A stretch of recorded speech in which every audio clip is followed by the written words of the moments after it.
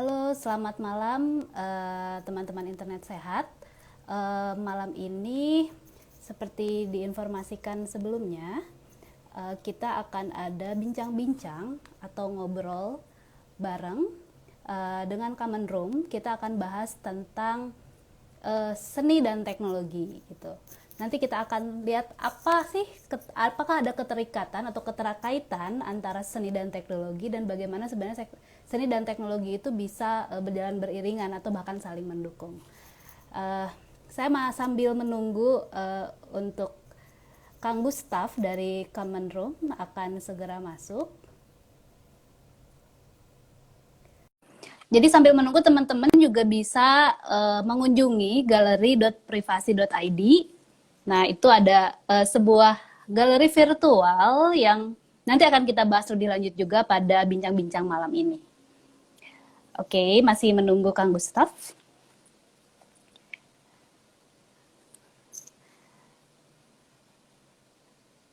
Terima kasih buat teman-teman yang sudah bergabung malam ini. Jangan lupa nanti juga bisa disampaikan kalau ada pertanyaan terkait tema bahasan kita malam ini, dan nanti akan dipilih siapa tahu beruntung untuk mendapatkan merchandise dari Internet Sehat. Oke. Masih menunggu sebentar ya. Semoga teman-teman yang menyaksikan live malam ini tetap dalam kondisi sehat. Dan jangan lupa terus menjalankan protokol kesehatan. Oke, tunggu sebentar. Masih menunggu.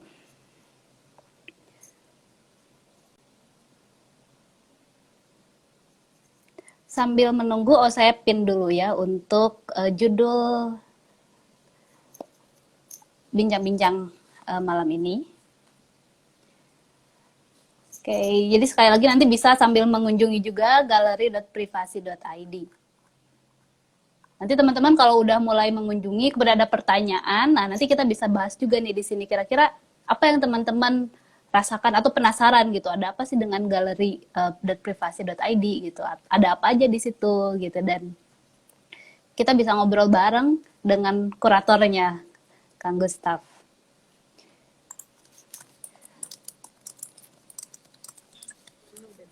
Halo Kang Gustaf, akhirnya bisa masuk. Halo. Halo, apa kabar Kang? Gimana? Apa kabar Kang Gustaf, sehat-sehat? Kabar baik, baru nyampe Alhamdulillah. Bandung. Oke, kayaknya koneksinya. Halo Kang Gustaf, kayak Bisa dengar nggak? bisa dengar. Oke. Oke. Sip, lancar kan? Oke, baru sampai Bandung Kang Gustaf. Nyampe Bandung kemarin kan berapa hari ya di Cipta Gelar ngurusin beberapa kegiatan di sana. Mhm, Terus mhm. 2 minggu kemarin kan bikin Rural ICT Camp, terus habis itu bikin evaluasi, terus bikin rencana beberapa kegiatan lagi ke depan. Seru sih. Oke, wah, Nanti apa enak. kabar? Oke, seru banget. Nanti mungkin juga kita bisa sedikit senggol tentang ada apa sih di Cipta Gelar gitu. Tapi karena tema malam ini adalah kita akan bahas masalah seni dan teknologi, Kang Gustaf. Jadi saya sebagai orang yang awam di seni banyak nih pertanyaan gitu. Apa sih hubungannya misalnya seni dan teknologi gitu kan? Jadi akan banyak ngobrol-ngobrol soal itu. Mungkin sebelumnya buat teman-teman internet sehat yang belum kenal dengan Kang Gustaf, saya bacain sedikit profilnya Kang Gustaf sebentar ya. Jadi Kang Gustaf ini seniman, penulis dan kurator asal Bandung ya Kang. Jadi sejak tahun 99 itu udah terjun lah di kancah seni gitu ya. Udah kawakan lah gitu ya dalam hal seni, menulis juga sudah melakukan pameran seni visual gitu ya, dan sejak 2003 mendirikan Common Room ya, yang merupakan sebuah platform terbuka untuk seni, budaya, dan teknologi informasi dan komunikasi. Nah, menarik sih dari profil tersebut juga dari bagaimana Kang Gustaf kemudian berinisiatif untuk membuat Common Room, yang kemudian di situ dari profilnya aja sudah mengawinkan nih antara seni budaya dan teknologi informasi gitu ya Kang. Nah, jadi saya pengen nih tanya-tanya juga gitu, karena kalau dalam benak saya sebagai orang yang awam lah terhadap seni, kayaknya nggak kebayang sih apa sih hubungannya seni dan teknologi gitu kan, karena seni itu kebayang itu melukis gitu ya kan, melukis pakai kanvas gitu ya, sama sama cat lah seperti itu. Tapi sekarang ternyata bisa nggak sih dikawinkan dengan si teknologi, apalagi sekarang teknologi digital gitu ya, yang memang kayaknya semua orang tidak bisa terlepas dari hal tersebut gitu. Mungkin bisa jelaskan dulu Kang sedikit, sebenarnya ada gak sih keterkaitan dan keterikatan antara seni dan teknologi dari zaman dulu mungkin sampai sekarang, dan trennya seperti apa? Sama sih, saya juga sebetulnya nggak ngerti-ngerti amat. Cuma kebetulan seni rupa, jadi ya kepaksa mesti belajar. Cuma kalau kita ngomongin seni dan teknologi itu kata kuncinya kan seni dan teknologi. Kalau seni dalam konteks ini mungkin adalah pemahaman seni yang berkembang dalam konteks peradaban modern di Barat yang memberi pengaruh pada perkembangan seni di Indonesia. Nah, kalau di Barat, katakanlah Eropa dan Amerika gitu, perkembangan seni itu kan mereka bisa telusuri sampai mungkin di era kebudayaan Yunani atau Greek gitu ya. Kalau di era itu seni apa ya, istilah yang mereka kenal secara umum tuh artes liberales atau seni bebas, tapi di dalam disiplin artes liberalis itu sebetulnya orang belajar macam-macam pemikiran ya, mulai dari filsafat, psikologi, sosiologi, antropologi, ya belajar tentang kebudayaan secara umum yang di dalamnya ada ilmu pengetahuan, ada teknologi, termasuk juga mungkin apa namanya, kalau di kita mungkin istilahnya humaniora ya, Oke. sesuatu yang berhubungan dengan kehidupan manusia. Nah, kalau teknologi itu akar perkembangannya kalau dalam peradaban kebudayaan Barat, akarnya dari teknik, seperti apa ya, keterampilan atau kemampuan untuk melakukan sesuatu gitu. Jadi kalau misalnya dilihat dari akarnya, sebetulnya kalau merujuk pada perkembangan seni dalam pemahaman kebudayaan Barat atau peradaban Barat itu ya antara seni, ilmu pengetahuan, teknologi itu ya apa, embrionya itu juga, nggak ada pemisahan. Cuma memang dalam perkembangannya, terutama di era revolusi industri, mulai ada pemisahan-pemisahan antara seni, teknologi. Jadi pengetahuan itu dibikin apa ya, menjadi sesuatu yang sangat konteks spesifik, terus dikuasai oleh orang-orang tertentu. Disiplin pengetahuannya juga menjadi sangat spesifik, ada batas-batasnya gitu. Jadi semakin terspesialisasi. Meskipun sekarang sebetulnya trennya seiring dengan perkembangan teknologi informasi, entah itu internet, media digital dan lain sebagainya, disiplin-disiplin yang tadinya berasal dari embrio yang sama, terus pada perkembangannya terspesifikasi, terpisah-pisah. Nah sekarang mulai terjadi pembauran lagi, seni teknologi itu makin kesini makin terintegrasi, makin saling mengisi, saling memberikan pengaruh, dan ya seperti halnya yang kita lihat di internet akhirnya, kita udah nggak bisa bedain mana yang seni dan mana yang teknologi, karena sebetulnya ya mereka ini lahir dari embrio yang sama gitu. Oke, menarik nih Kang.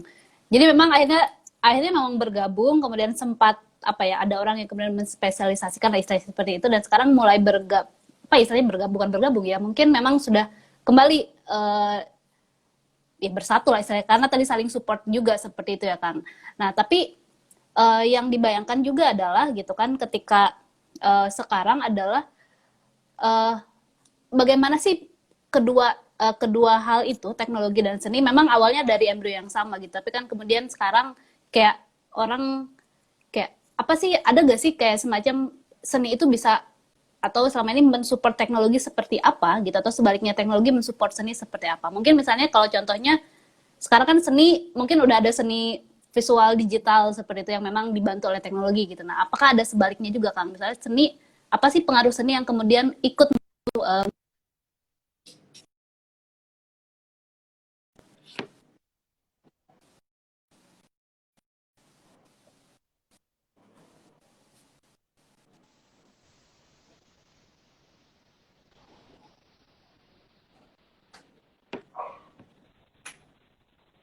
Nenen bisa dengar nggak? Bisa, Kang. Oh, ya udah.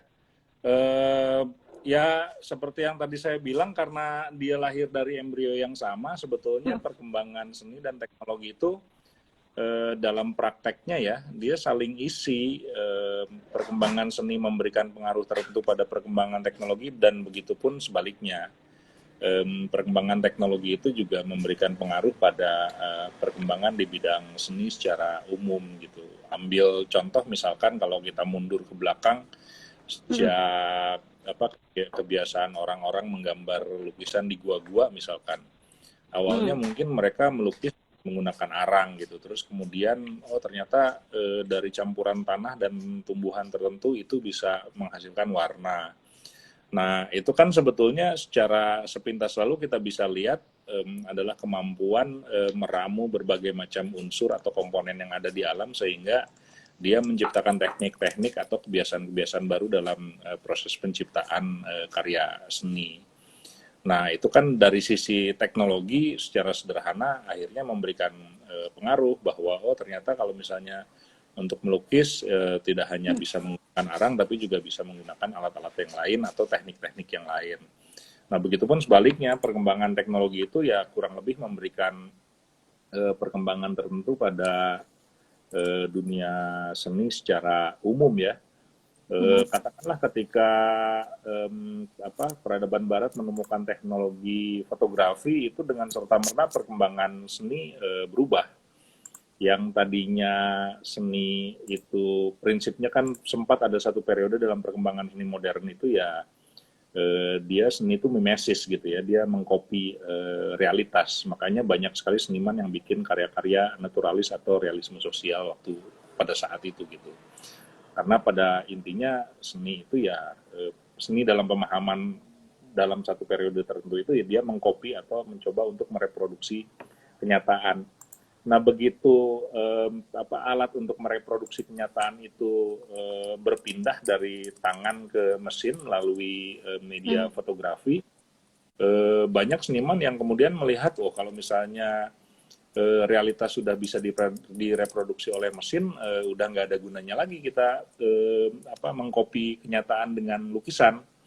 Akhirnya muncullah perkembangan impresionisme, ekspresionisme dan lain sebagainya gitu. Jadi sejak awal perkembangannya sampai sekarang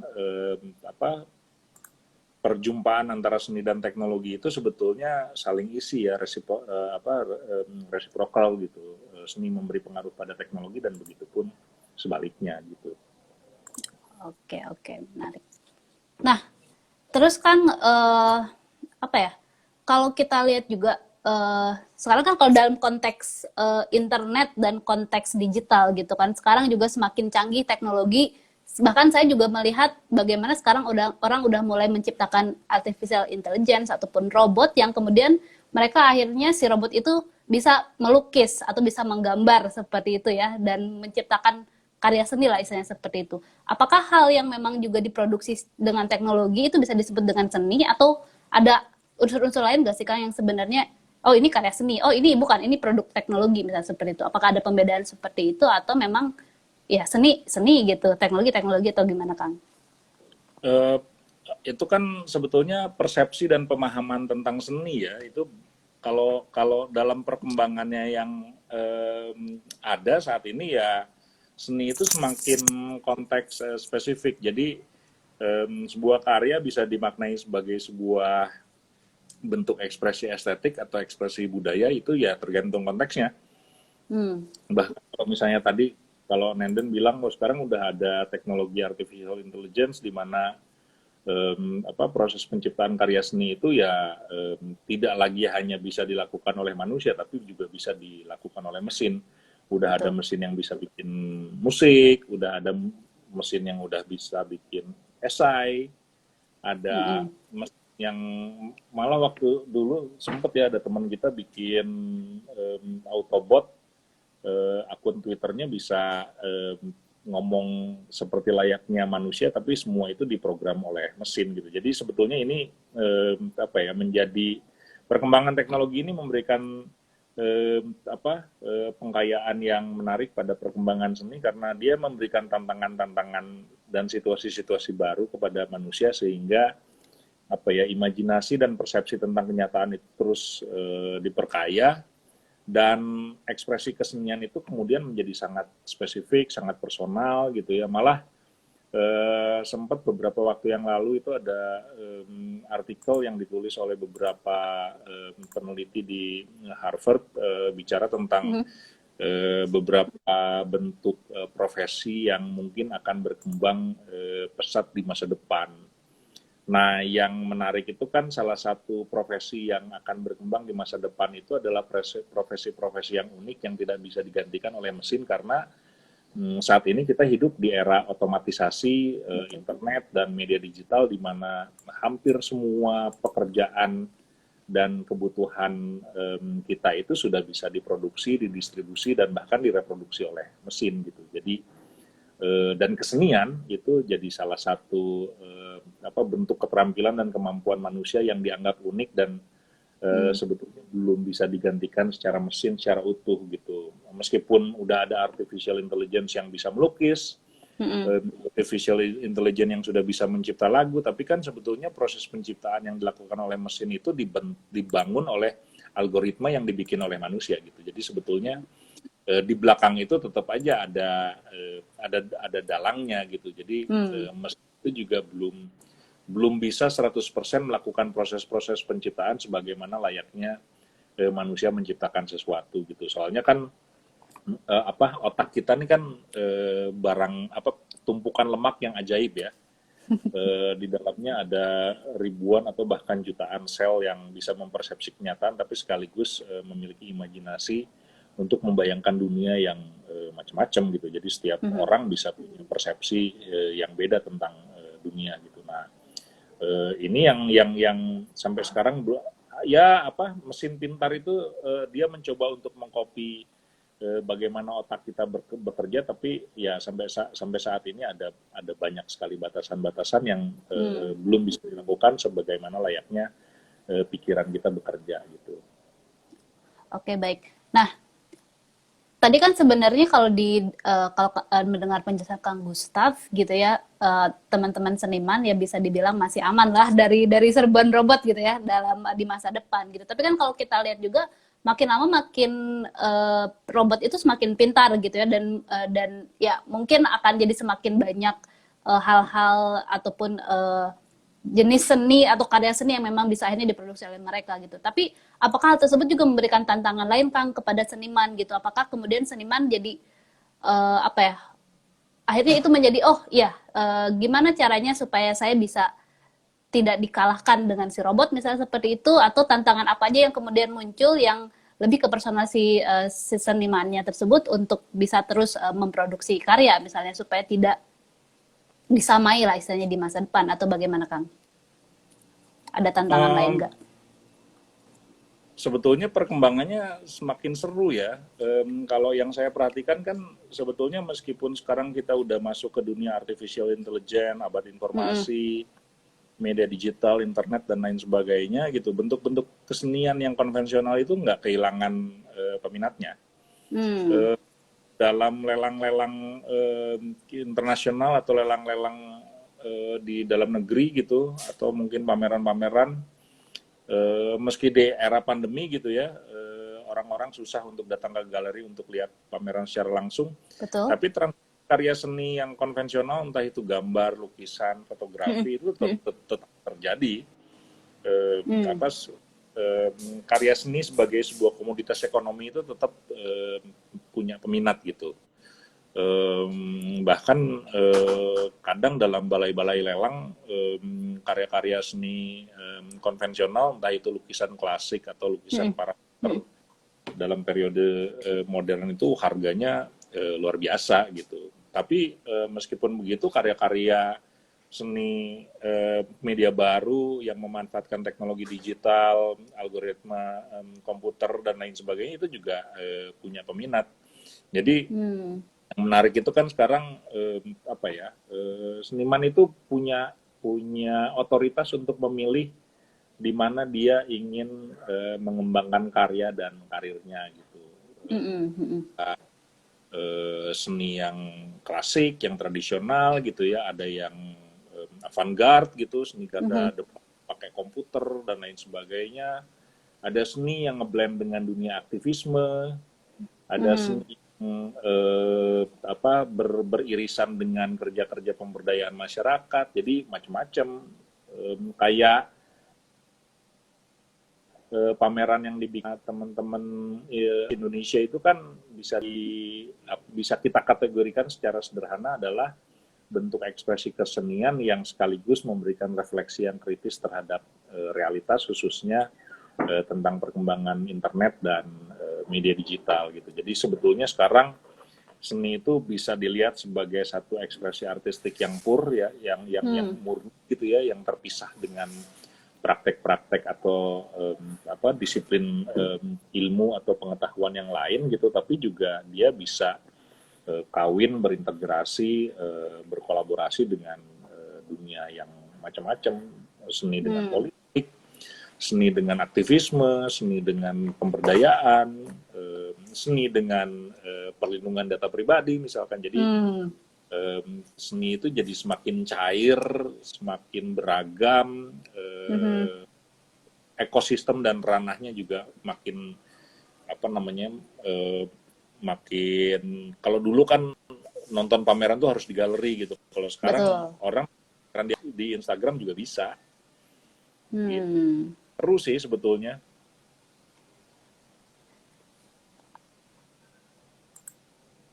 Oke. Eh, Kang Gustaf masih bisa mendengar saya kan?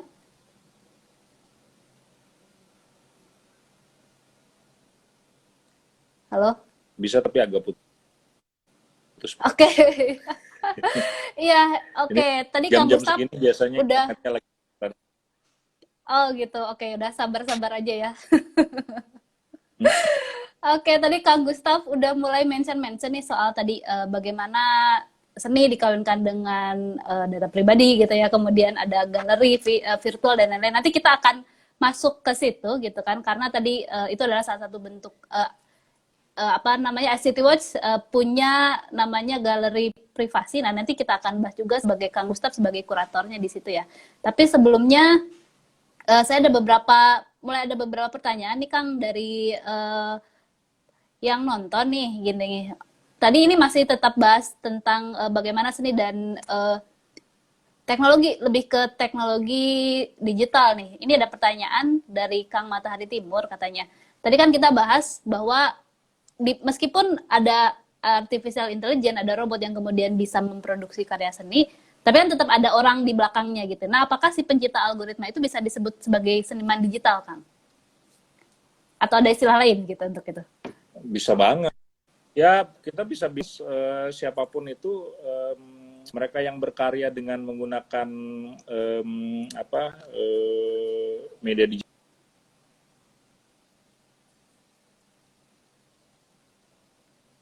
digital dan lain sebagainya. Ini ya seniman digital, atau yang palingnya disebut sebagai seniman media baru ya, atau new media Hmm. artist gitu. Masanya yang namanya wayang itu juga kan media baru gitu. Jadi dalam zaman pasti ada media yang baru. Nah sekarang barangkali yang bisa kita maknai yang diciptakan melalui pemanfaatan teknologi digital, entah lewat algoritma, program, software, dan lain Mhm. sebagainya gitu. Oke, Udah banyak lagi sekarang. betul. Udah macam-macam ya. Nah, terus nih Kang, Punten mau tanya katanya, kira-kira bagaimana nih seni dan teknologi dalam 5 tahun mendatang? Terus bagaimana sekarang pengaruh pandemi COVID ini terhadap seni juga? Apakah kemudian akhirnya ada apa ya namanya shifting atau peralihan gitu dari seni yang mungkin kalau teman-teman di seni digital yang memang fokus menggunakan teknologi digital untuk proses karyanya mungkin tidak terdampak. Aku tidak tahu sih gitu kan. Tapi apakah ada shifting gitu dari teman-teman yang mungkin seninya konvensional gitu ya kemudian akhirnya beralih ke digital atau seperti apa Kang? Kalau Kang Gustaf melihatnya dari pandemi ini? Kalau, Dan mungkin proyeksi 5 tahun ke depan nih, pertanyaan 5 tahun ke depan, Kang. waduh, 5 tahun tuh panjang banget loh. Untuk bisa memprediksi perkembangan seni 1 sampai 1 tahun ke depan aja nggak gampang. Apalagi 5 sampai 10 tahun gitu. Karena analogi yang paling gampang tuh gini aja. Bulan November tahun 2019 itu saya nggak membayangkan kita akan ketemu dengan situasi pandemi di mana hampir semua urusan dalam kehidupan kita tuh harus pakai internet dan media digital gitu. Nah, ketika bulan Maret situasi pandemi COVID-19 itu secara resmi disampaikan oleh pemerintah ke masyarakat di Indonesia, itu kan kita kayak menemukan satu situasi revolusioner gitu yang merubah kehidupan kita hampir 180 kegiatan seni yang tadinya sangat mengandalkan perjumpaan fisik, entah itu di perjumpaan dengan orang-orang, dengan kerumunan-kerumunan, sekarang tuh susah.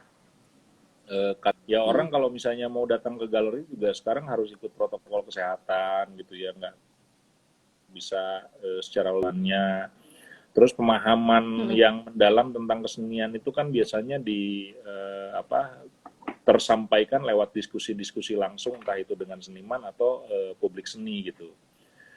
Dan biasanya perjumpaannya langsung. Nah sekarang tuh harus termediasi lewat internet. Kayak kita nih sekarang ngobrol terus ada yang nonton.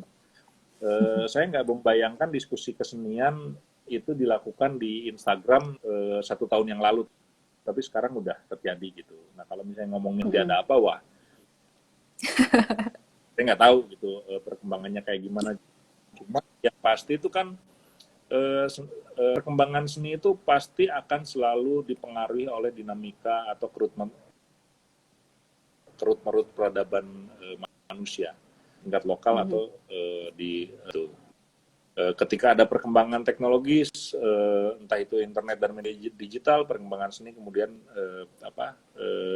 mendapatkan pengaruh dari apa yang ada di sana. Nah sekarang kita menghadapi situasi pandemi COVID-19, dan situasi pandemi ini kan tidak hanya terjadi di tingkat lokal, tapi dia dialami oleh hampir seluruh orang di berbagai belahan dunia. Jadi ke depan saya kira akan ada banyak sekali karya-karya seni yang lahir di era pandemi, dan situasi ini memberikan perubahan yang luar biasa, bukan hanya pada aspek bagaimana karya seni diproduksi, tapi juga bagaimana karya seni disebarkan, apresiasi, karya seni dimaknai, dan kemudian bisa dinikmati oleh halayaknya gitu. Jadi saya kira situasi pandemi COVID-19 ini juga kan kayaknya bukan hanya akan terjadi dalam kurun waktu yang pendek, dia akan menjadi bagian dari hidup kita dalam rentang waktu yang panjang. Jadi dalam pikiran saya sih ya mungkin abad pandemi ini akan memberikan pengaruh yang luar biasa pada perkembangan dunia kesenian gitu. Nah yang menarik itu kan saat ya seniman kemudian kayak mendapatkan tantangan yang baru gitu. Ini kita ketemu dengan situasi pandemi, terus perjumpaan yang fisik itu semakin sulit untuk dilakukan. Hampir semua aktivitas itu mau nggak mau harus dimediasi lewat teknologi internet dan media digital, dan pertanyaannya kan apa yang bisa dilakukan oleh seniman, terus ke depan karya-karya apa yang bisa kita ciptakan supaya keunikan kita sebagai manusia itu juga nggak kemudian terhegemoni oleh mesin, entah itu internet atau media digital gitu. Karena kan di ujungnya sih salah satu yang penting dalam dunia kesenian itu kan dia membantu kita untuk menjadi manusia secara utuh gitu, kurang lebih kayak gitulah. Oke, sip. Ada pertanyaan selanjutnya nih Kang.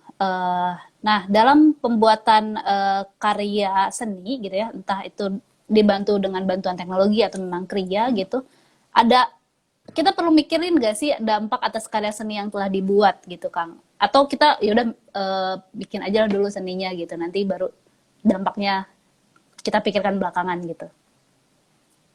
Gimana Kang? Hmm,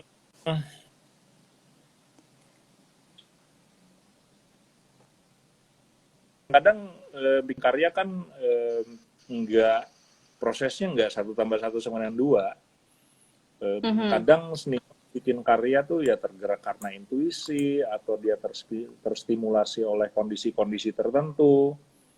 Malah ya kadang-kadang ekspresi spontan aja gitu, nggak kepikiran tuh dampaknya seperti apa dan lain sebagainya. Tapi memang ada cabang kesenian yang bicara tentang bagaimana karya seni memberikan dampak-dampak tertentu pada kehidupan manusia gitu. Ada Mhm. juga Mhm. karena kan dalam prakteknya proses penciptaan karya seni itu nggak hanya didominasi oleh kemampuan untuk menciptakan atau mengartikulasikan gagasan-gagasan yang sifatnya artistik, tapi juga diperkaya oleh ilmu pengetahuan, diperkaya oleh pemanfaatan teknologi, diperkaya oleh pengetahuan tertentu, entah itu sosiologi, humaniora, dan macam-macam gitu. Jadi memang ada seniman-seniman atau karya-karya seni yang memang secara khusus diciptakan untuk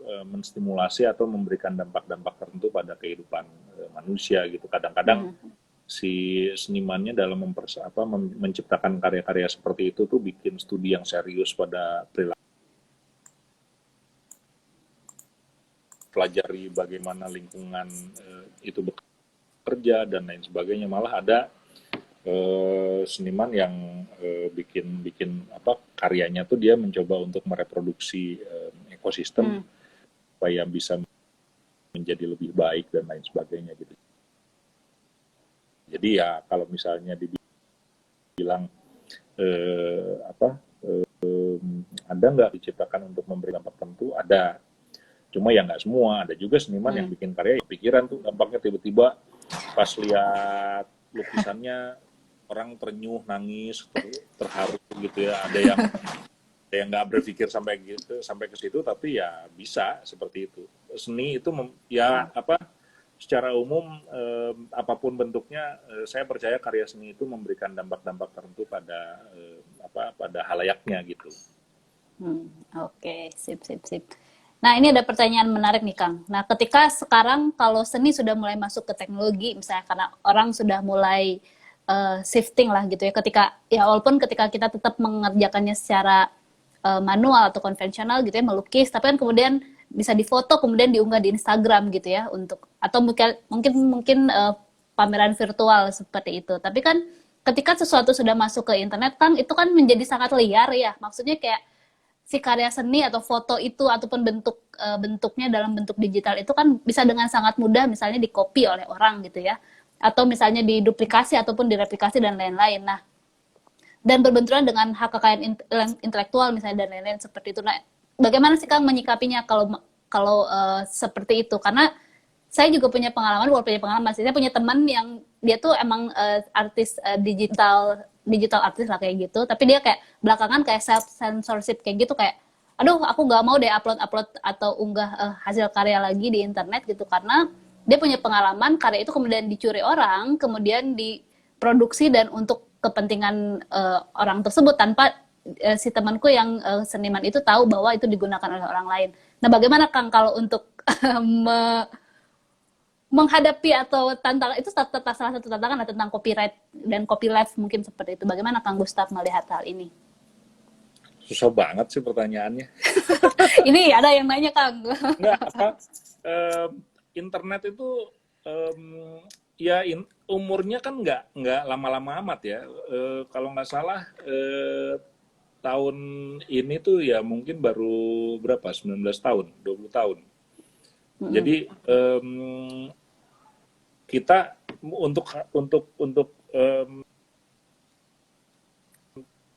ya untuk semua orang di seluruh dunia termasuk kita lah gitu ya. Internet tuh ya dunia baru yang memperkenalkan banyak hal baru, tapi juga dia sekali lama gitu. Istilah yang sering dipakai kan Mm-mm. disrupsi ya.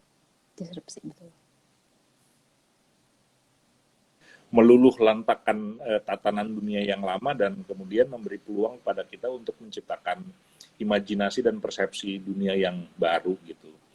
Nah ini yang sebetulnya Mhm. menarik karena kalau kita lihat ke belakang, hukum perlindungan karya intelektual itu kan sebetulnya juga relatif baru dalam perkembangan peradaban manusia. Katakanlah kalau peradaban manusia itu dimulai sejak akhir abad es sekitar 25 sampai 30 ribu tahun yang lalu, hukum intelektual perlindungan terhadap intellectual property itu kan mulai berkembang pada saat Gutenberg menciptakan mesin cetak. Misalnya. Mm. Implikasi dari penemuan mesin cetak itu kemudian membuat orang melihat bahwa oh ini karya seni ini bisa diciptakan dan kemudian bisa direproduksi, terus kemudian didistribusi, disebarluaskan dan kemudian dinikmati oleh orang lain gitu. Nah, mesin cetak lukisan itu cuma satu tunggal. Orang melukis seorang seniman pas atau dia melukis di dinding gua, that's it. Karya seni itu otentik, nggak bisa direproduksi, sehingga dia melekat secara eksklusif kepada penciptanya. Nah, pada saat revolusi industri, orang menemukan teknologi reproduksi dan kemudian berkembanglah pola-pola distribusi yang baru.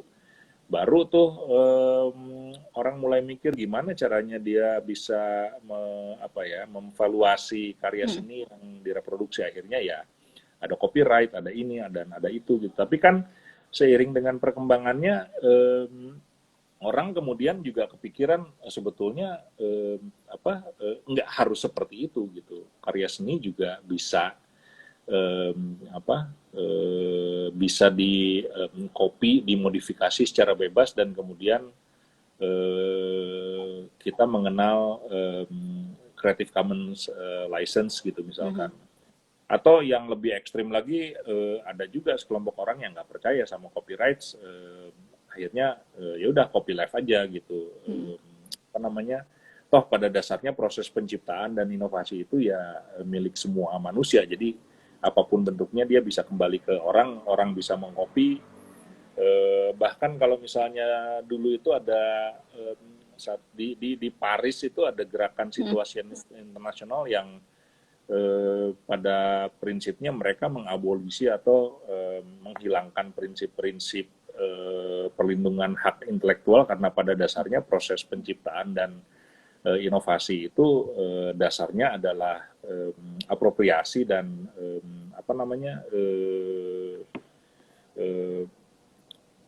reproduksi dari karya yang udah ada gitu.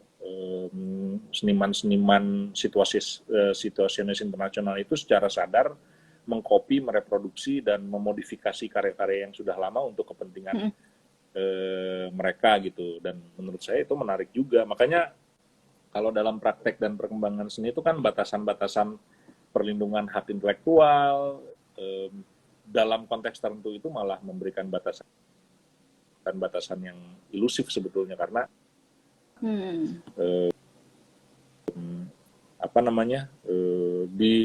di dunia ada sih sebetulnya yang secara eksklusif bisa dimiliki oleh manusia. Perkembangan interdigital di mana yang namanya data itu bisa dengan mudah diproduksi,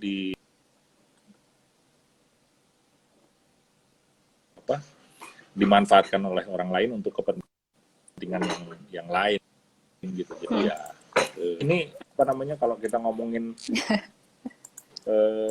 perlindungan dalam era digital ini bisa jadi perdebatan yang nggak ada ujung sih sebetulnya. Jadi kalau itu mungkin dikembalikan lagi aja ke bagaimana si seniman itu kemudian menilai atau mengartikan gitu ya, bagaimana si seni ataupun ide itu kemudian bisa tercipta gitu ya Kang ya. Ya kalau kalau prakteknya kan secara umum kita ikut hukum positif ya yang memang Mm. berlaku secara formal gitu. Tapi dalam praktek-praktek penciptaan dan inovasi seorang seniman itu ya bisa menembus batasan-batasan itu tanpa mengindahkan peraturan-peraturan yang ada. Ya kasar-kasarnya kan seniman tuh setengah dewa ya. Ya sama seperti ilmuwan, sama seperti gitu ya. Mm. Kita biasanya juga bekerja dalam juga spesifik dan diatur oleh diskursus kesenian yang nggak hanya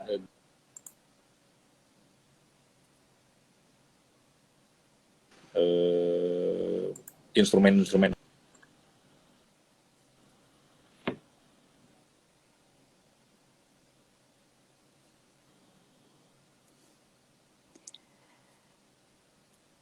Oke. Halo Kang. Ya, ya. Oke, kepotong dikit tadi.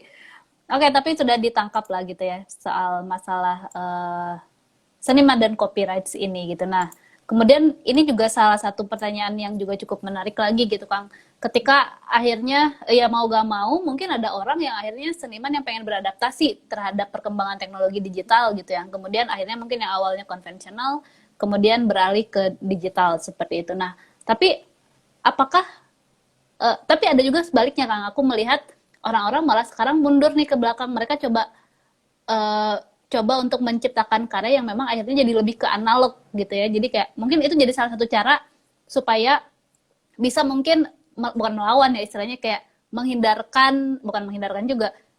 Jadi ketika kita melakukan secara analog kan sebenarnya tidak akan bisa mudah di tadi ya kalau kita bahas soal AI atau robot yang memproduksi itu. Nah, apakah itu juga sebagai salah satu cara bagaimana ya supaya yang satu ingin beradaptasi gitu, yang satu lagi juga ada orang yang pengen kembali ke analog supaya lebih eksklusif mungkin, atau supaya lebih unik dan tidak bisa ditiru misalnya seperti itu. Kalau melihat itu gimana Kang? Ya, apa namanya, imajinasi dan persepsi kita dalam memandang kesenian itu kan akan sulit kalau misalnya dibikin batasan dan sekat-sekat yang terlalu spesifik juga gitu. Orang yang hidup di dunia terus sekian persen diantaranya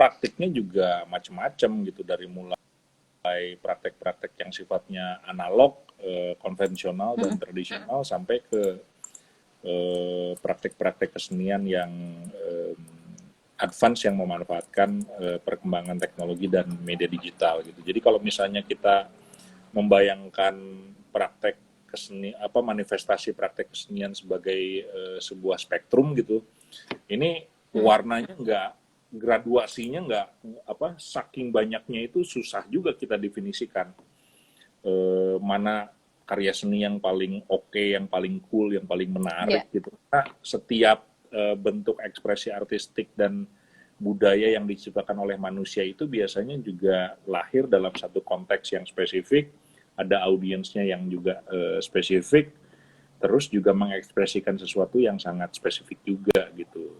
Jadi kalau misalnya disuruh membandingkan mana yang menarik, yang konvensional, yang analog, yang digital, atau ya masing-masing punya makna dayanya sendiri.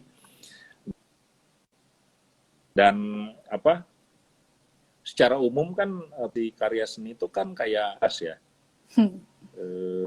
Tapi biasa pengarang yang sungguh-sungguh ya, sehingga karyanya memiliki nilai dan makna tertentu. Proses penciptaan karya seni itu juga bukan hanya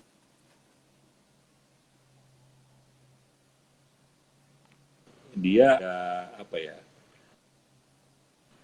proses penciptaan nilai dan makna gitu. Nah, nanti di ujung waktu itu akan ketahuan mana seniman yang memang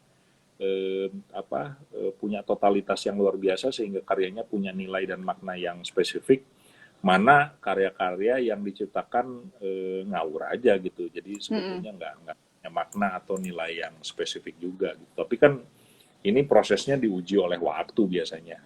Karya-karya yang dianggap memiliki nilai saat ini adalah karya-karya yang memang dianggap punya signifikansi sejarah, dan itu diujinya juga oleh sejarah gitu.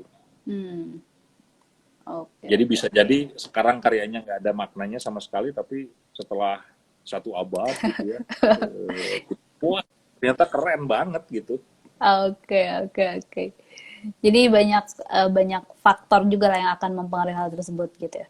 Nah, Kang, tadi Kang Gustaf udah mulai menyenggol-nyenggol soal perkawinan antara seni dan teknologi dari awal gitu sebenarnya, dan tadi sempat juga mention soal bagaimana seni dan data pribadi gitu. Nah, sekarang kan ini salah satu contoh, mungkin Kang Gustaf bisa ceritakan juga ke teman-teman yang nonton gitu, bagaimana seni dan teknologi bisa dikawinkan bareng gitu, dan bagaimana seni bisa mensupport isu-isu teknologi yang sekarang juga sedang berkembang, misalnya contohnya data pribadi gitu. Dan makanya ini kan salah satu inisiatif juga dari Internet ICT Watch, WhatsApp, dan Malia itu kan baru bikin nih soal galeri privasi gitu ya, dan Kang Gustaf jadi kuratornya di situ. Mungkin Kang Gustaf bisa ceritakan sedikit tentang galeri privasi yang teman-teman juga bisa akses secara online. Nah, ini juga salah satu bentuk adaptasi mungkin ya terhadap pandemi gitu kan, bagaimana kemudian sekarang galeri seni bisa dikunjungi secara online gitu, dan silakan nanti bisa langsung dikunjungi juga setelah nonton live ini di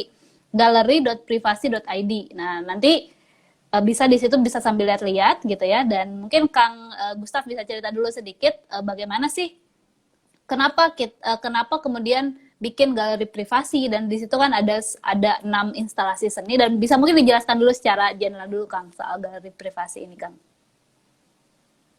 Uh, saya sebetulnya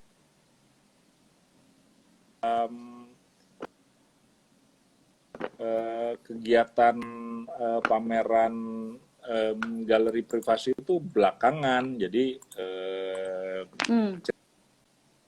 ceritanya pada suatu hari saya ketemu sama yang Charles, Kang Doni, teman-teman Tebet gitu ya. Apalagi ada rencana untuk bikin cari seni waktu itu. Terus waktu saya tanya, memang bikin pameran apaan? Ya mulai ngobrol gitu. Waktu itu kalau nggak salah apa 3 atau 4 bulan sebelum pembukaan. Sementara pamerannya itu udah disiapkan sejak kalau nggak salah sejak awal tahun lalu ya. Apa teman-teman ICT Watch ngobrol-ngobrol sama teman-teman Studio Malia setelah kalau nggak salah Kang Doni waktu lihat karyanya teman-teman Studio Malia di Jogja Biennale tahun 2019 kalau nggak salah. Nah, idenya sih muncul dari sana. Jadi sebetulnya rencana untuk bikin pameran itu muncul dari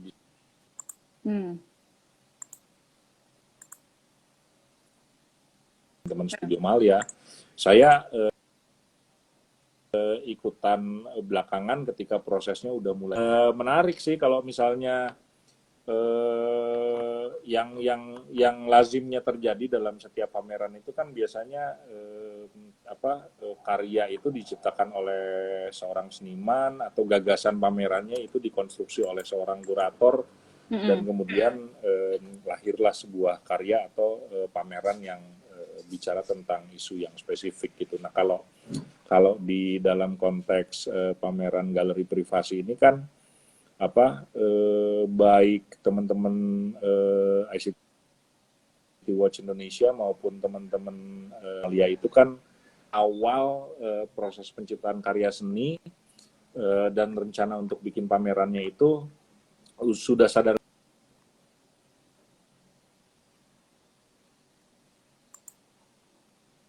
kritis terhadap situasi-situasi tertentu di masyarakat, khususnya situasi-situasi yang berhubungan dengan perkembangan internet dan media digital, dan yang lebih spesifik lagi isu-isu yang terkait dengan perlindungan data pribadi, apa namanya, beserta dengan dampak-dampak yang muncul dari pemanfaatan internet dan media digital dalam kehidupan sehari-hari gitu. Jadi semua karya yang diciptakan ada 6, sebagian diciptakan oleh teman-teman Studio Malia, sebagian diciptakan oleh teman-teman ICT Watch. Itu dari awal memang sudah apa ya, sudah disadari betul bahwa ini adalah karya yang memang memberikan komentar atau refleksi kritis terhadap perkembangan teknologi internet dan media digital di Indonesia gitu. Dan menurut saya itu menarik sih, karena apa, proses penciptaan dan apa, produksi karya seninya nggak pure estetik ya. Jadi ada pertimbangan-pertimbangan lain di luar aspek-aspek artistik gitu. Oke, oke, oke. Nah, Kang, kalau nggak salah kan memang sebenarnya ini saya juga sempat dengar bahwa sebenarnya ini pamerannya tuh asalnya mau memang pameran fisik gitu ya. Jadi orang-orang bisa datang ke galeri tersebut gitu. Tapi kemudian sekarang pandemi gitu kan, kemudian akhirnya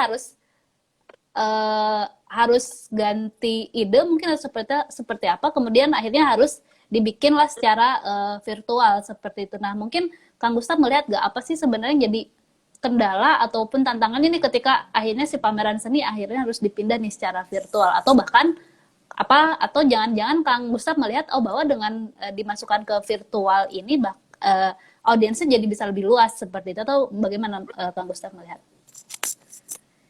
Ya, iya, waktu ngobrol sama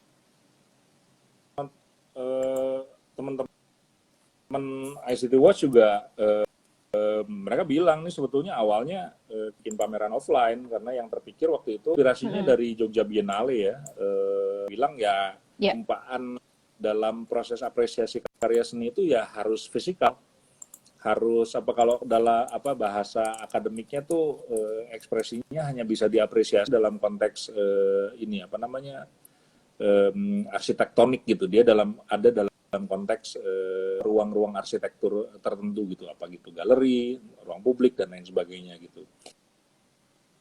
Nah, ini ketika kita ketemu dengan situasi pandemi ini kan jadi nggak mungkin ya ada kebijakan atau protokol terus kita diminta untuk pamerannya laksanakan seperti rencana semula, mungkin bisa-bisa dibubarin Satpol PP. Nah, akhirnya kan komprominya apa, geser yang tadinya rencananya offline jadi online. Ya ada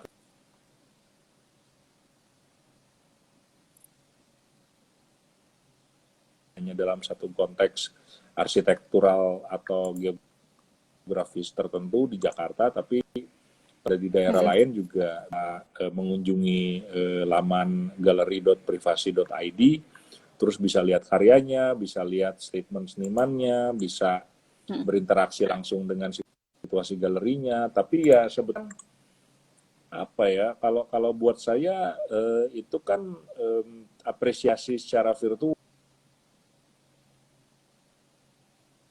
langsung, dan kita nggak ketemu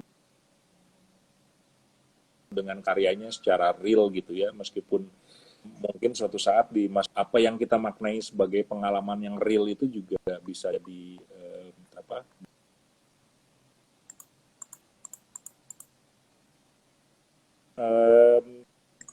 dari teman-teman ICT Watch tetap apa, memungkinkan untuk karya-karyanya diapresiasi secara fisik, tapi tetap dengan jumlah dan mekanisme yang mengikuti pandemi gitu. Tapi ya kalau misalnya tadi gimana nih begitu dipindahin online, yaitu tadi namanya ruang diseminasi dan apresiasi karya seninya semakin melebar gitu ya, bisa orang-orang tahan dunia lah gitu, dia bisa ikut mengapresiasi karyanya. Tapi di titik tertentu kalau saya sih ada komponen-komponen yang hilang ya, kayak pengalaman yang ini kan kalau lewat interface komputer itu kan jadi tangible ya, kita nggak bisa menyentuh karyanya secara langsung, tidak melihat langsung, ya beda. Sensor saya lihat situasi pamerannya di layar komputer dengan mengunjungi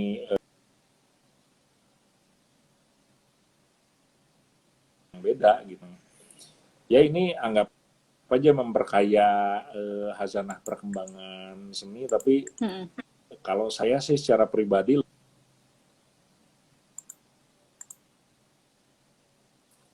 lihat yang bisa disentuh, misalnya ngelihat lewat layar tuh kayak aduh ini ada yang hilang gitu di situ.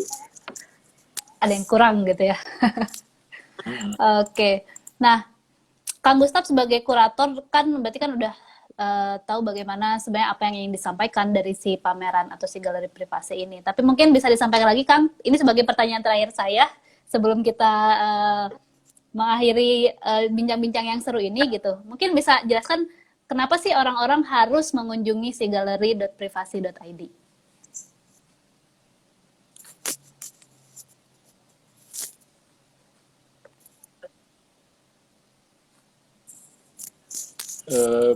Ya kalau menurut saya sih di ID gitu ya.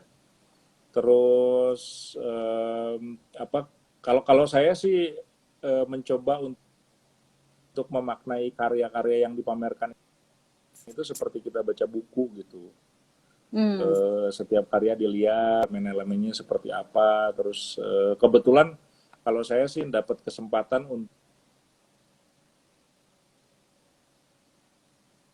karya-karya ya tanyain kira-kira sebetulnya maksudnya apaan sih. Ya sebetulnya fungsi saya sebagai kurator akhirnya sih ya mencoba untuk memposisikan menjadi penonton awam tanda kutip gitu ya, terus mencoba untuk memaknai setiap karya yang ada dan ditampilkan di dalam dunia internet, media digital, perlindungan data pribadi, dan termasuk akses-aksesnya gitu. Jadi kalau misalnya nanti di antara teman-teman ada yang baca pengantar kuratorial pamerannya, mungkin di situ bisa dibaca juga bareng-bareng proses pembacaan saya pribadi, secara pribadi gitu terhadap karya-karya yang dipamerkan. Jadi sebetulnya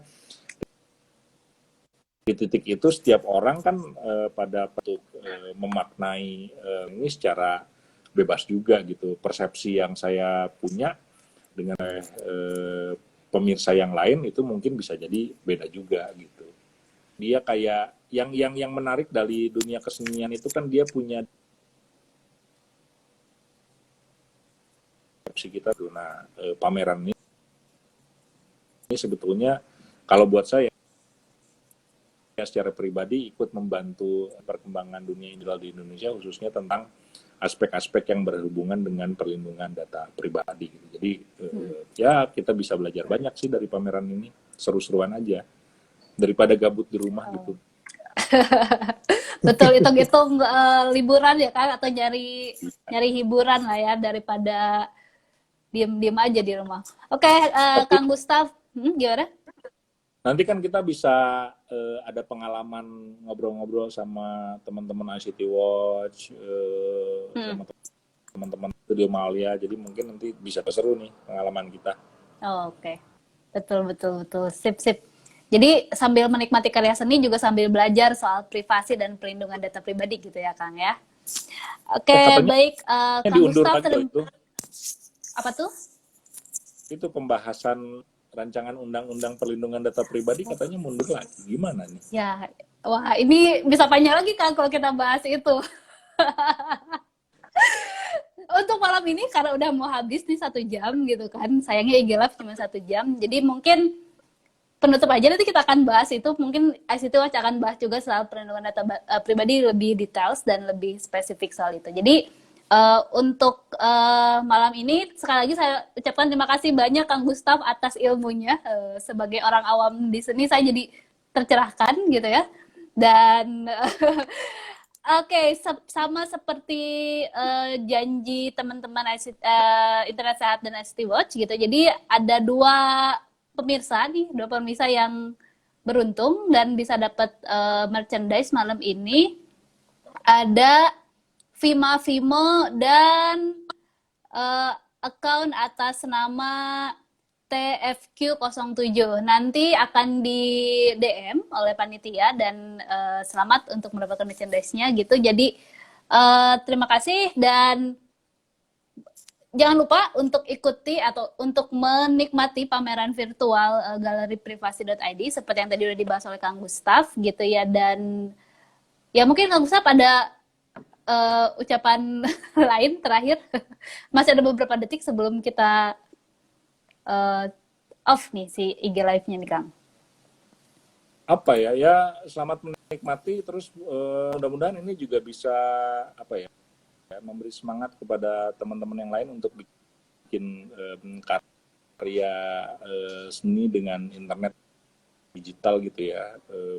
Ya kayaknya bakal menarik nih kalau misalnya teman-teman bikin karyanya sesuai dengan, siapa tahu ada yang dapat inspirasi atau pengen ikut bikin karya Betul. dan Malia keren. Oke, sip. Oke, baik. Terima kasih semuanya. Terima kasih Kang Gustaf. Terima kasih teman-teman yang sudah menyimak dari awal sampai akhir. Tetap jaga kesehatan. Jangan lupa tetap patuhi protokol kesehatan. 3M, memakai masker, menjaga jarak, dan mencuci tangan dengan sabun. Oke, terima kasih banyak dan sampai jumpa di kesempatan selanjutnya. Bye-bye. Bye, Kang Gustaf. Dah. Sampai jumpa lagi. Atur nuhun.